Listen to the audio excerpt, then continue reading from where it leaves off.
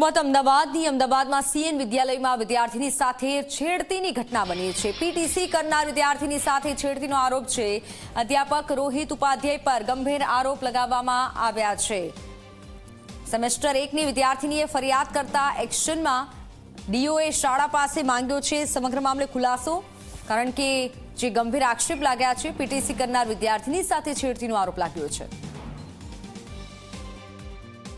છેડતી કર્યા હોવાની બાબતો ધ્યાને આવેલી છે। વાલીએ ગઈકાલે અમોને ટેલિફોનિક અમારો સંપર્ક કરી આ બાબતે જાણકારી આપી તાત્કાલિક સીએન વિદ્યાલયના મેનેજમેન્ટ અને પ્રિન્સિપાલને ખુલાસો રજૂ કરવા માટે સૂચના આપી છે, કારણ કે આ ઘટના 4 થી 5 દિવસ પહેલાં બનેલી છે, છતાં તેની સામે કાર્યવાહી નથી થઈ।